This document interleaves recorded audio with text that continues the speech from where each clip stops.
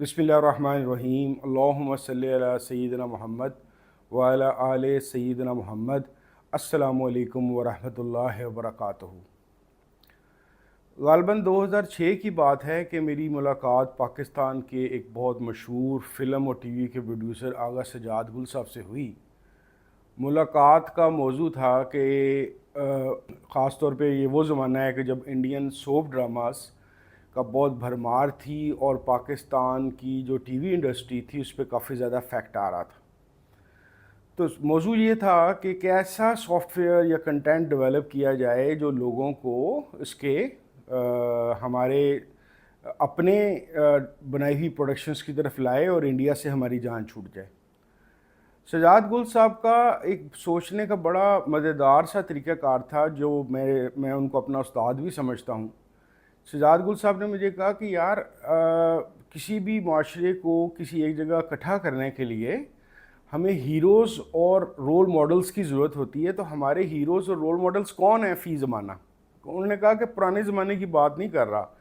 Money के 47 से पहले मोहम्मद अली जिन्ना या दूसरे जो तहरीके आज़ादी के लोग थे या कोई मजहबी रहनुमा, इस तरह की बात नहीं कर रहा, मैं फ़ी ज़माना की बात कर रहा हूँ। मैं और वो दोनों काफ़ी देर सोचते रहे और फिर आखिर मैं बोला, मैंने कहा जी मुझे तो सिर्फ फ़िलहाल तो दो ही लोग ऐसे नज़र आते हैं जिस पे पाकिस्तानी कौम जौन सी है वो इकट्ठी है, और अगर हीरो का मतलब ये है कि लार्जर पब्लिक जौन सी है उसको पसंद करे, तो एक अब्दुल सत्तार ईदी साहब हैं और एक इमरान खान साहब हैं। इमरान खान साहब उन दोनों अभी सियासत में तो आ चुके थे, ज़ाहिर 1996 से आगे हुए थे वो,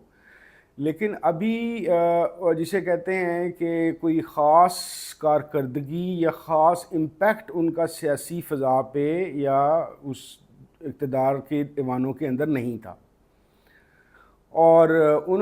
मैंने कहा जी ये अब्दुल सत्तार ईदी साहब का क्योंकि एक पब्लिक सर्विस का एक बहुत लंबा ट्रैक है और लोग इनकी इस वजह से रिस्पेक्ट करते हैं और इनको चंदा भी इसी वजह से, इस इत्मीनान से देते हैं। इमरान खान साहब का स्टारडम भी बहुत ज़्यादा है क्रिकेट की वजह से, और फिर शौकत खानम की वजह से इनकी रिस्पेक्ट में भी एक इजाफ़ा हुआ है। तो यही दो लोग लगते हैं। तो मैंने उसके बाद सोचना शुरू किया कि यार ये एक अजीब सा माशरा है कि इसके अंदर हमारे यहाँ कोई फ़िलासफ़र, कोई थिंकर, कोई साइंटिस्ट, कोई टेक्नोलॉजिस्ट या कोई सोशल साइंटिस्ट या कोई पॉलिटिकल साइंटिस्ट हमारे हीरोज़ नहीं हैं। डॉक्टर अब्दुल कदीर ख़ान का नाम भी लिया जा सकता है हीरोज़ की सूरत में, क्योंकि कौम उनसे तब भी और अब भी बहुत ज़्यादा जज्बाती लगाव और मोहब्बत भी रखती थी और है, और मेरे ख्याल में हमेशा रखेगी उनकी कंट्रीब्यूशंस की वजह से। लेकिन जिसको एक कहते हैं ना कि एक फ़ज़ा या एक कल्चर डेवलप हो जाना इस किसी हीरो या रोल मॉडल की वजह से, बदकिस्मती से हमारे पास वो नहीं है। मेरा एनालिसिस ये हुआ उसको काफ़ी साल सोचने के बाद कि हमारे साथ बुनियादी मसला ये हुआ कि 1978 के बाद से हमने अपने माशरे को एक ख़ास तौर का मजहबी बनाने की कोशिश की, और मज़हब के लिए हमने शरीयत और तसव्वुफ़ यानी कि तरीक़त और सूफ़ीज़म को भी अपने सिलेबस से लेकर टेलीविज़न तक इस्तेमाल करने की कोशिश की और उसको ही अपना एक रोल मॉडल बनाने की कोशिश की, मज़हब को और मजहबी शख्सियात को। शायद ये उसी का नतीजा है कि अगर आज आप किसी बंदे से पूछें कि तेरी फेवरेट किताबें 10 बता या 5 बता या 3 बता, तो सबसे पहले ऊपर कुरान शरीफ का नाम लिखेगा। और अगर जब उसको ये कहा जाएगा कि आपकी सबसे ज़्यादा पसंदीदा तरीन शख्सियत कौन है,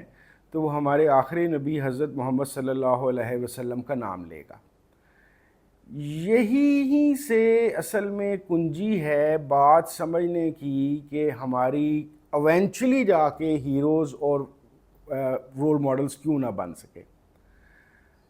हीरोज़ और रोल मॉडल्स का सबसे बड़ा मसला ये होता है कि हीरो वो शख्सियत होती है कि जिसको लोग मानें, पब्लिकली एडमायर करें और उसको फॉलो करें, और रोल मॉडल वो होता है कि जिसके मुताबिक वो ख़ुद और अपने बच्चों को यानी कि अपनी अगली नस्ल को भी वैसा बनाने की कोशिश करें। अब आप ये देखिए कि कुरान शरीफ एक ऐसी हमारी मजहबी किताब है इस्लाम की जो आखिरी किताब मानी जाती है और सच्ची तरीन किताब वो है, لیکن کتنے ایسے لوگ ہیں کہ جو یہ جانتے ہیں کہ قرآن میں اصل موضوعات کیا ہیں، کیا بتایا گیا ہے اور اس کے اوپر کس حد تک عمل کیا جاتا ہے؟ حالانکہ ہمارے پاس تفاسیر اور ترجمے اور بحث مباحثوں کی ایک بھرمار موجود ہے،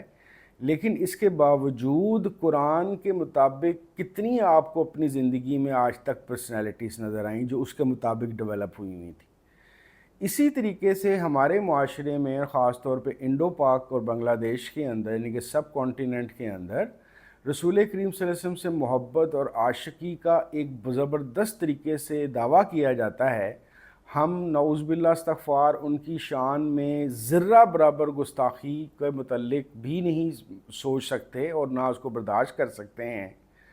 لیکن رسول کریم صلی اللہ علیہ وسلم وہ ذات مبارک ہیں جن کی صفات کوئی انسانی ذہن احاطہ ہی نہیں کر سکتا۔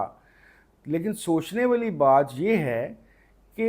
رسول کریم صلی اللہ علیہ وسلم کی ذات مبارک جس میں اتنی زیادہ صفات ہیں، اور ایک صفت کا جس کا خاص طور پہ اللہ کریم نے ذکر خیر کیا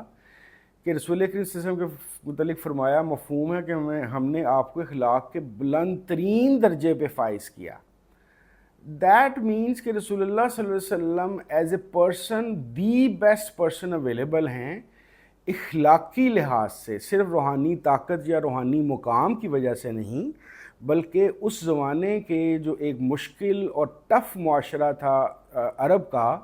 اس کے اندر وہ آپ کو ایک علیحدہ سٹینڈ الون ایز اے اخلاقی شخصیت نظر آتے ہیں، جو نرم دل بھی ہے، محبت بھی کرتا ہے، لوگوں کو ڈیولپ بھی کرتا ہے، لوگوں کے کام بھی آتے ہیں، کہ الغرض کے تمام دنیا کی جتنی بھی اخلاقی اچھی چیزیں سوچی جا سکتی ہیں وہ رسول کریم صلی اللہ علیہ وسلم کی طبیعت، مزاج اور عادات کے اندر موجود ہیں۔ لیکن ہم جو دعوے دار عاشقی یہ رسول صلی اللہ علیہ وسلم ہیں، کیا ہم میں سے اس کی ایک قطرہ بھی اخلاقیات کا آ سکا؟ یہی اس بات کا جواب ہے کہ ہمارے ساتھ دو ٹریجڈیز ہوئیں۔ ایک تو 47 سے پہلے کہ اگر کوئی ہیروز تھے بھی یا جن سے انسپریشن لی بھی جا سکتی تھی، یہ یاد رہے کہ اسلام پوری دنیا میں پھیلا، کسی بھی قوم نے اپنے غیر مسلم دور کے اندر کے جو ان سے ہیروز تھے یا رواج تھے ان کو نہیں چھوڑا۔ ایون ایران جو ایک بالکل فنڈامنٹلسٹ ریلیجس اسٹیٹ کہلاتا ہے، نوروز کا تو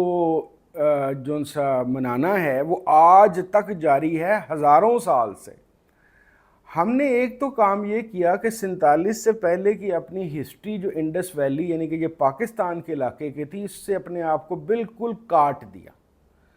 دوسرا ہم نے جو سب سے بڑی ٹریجڈی یہ کی کہ ہم نے ہیرو ورشپ کے اندر صرف ہیرو کو پسند کیا، ہیرو کو رول ماڈل بنا کے اس کو فالو کرنے کی کوشش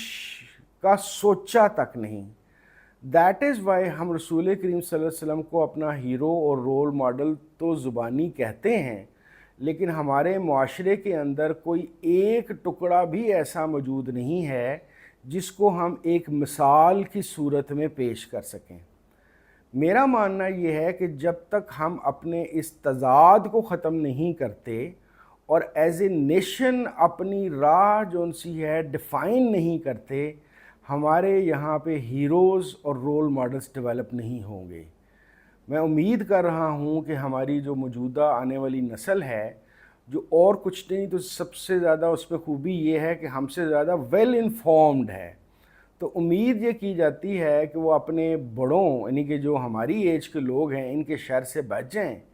اور خود سے اپنی راہیں متعین کریں اور اپنے رولز کو بھی ڈیفائن کریں اور اپنے ہیروز اور اپنے رول ماڈلز کو ڈیولپ کرنے کی انوائرمنٹ بھی ڈیولپ کریں۔ بہت شکریہ۔ السلام علیکم ورحمۃ اللہ وبرکاتہ۔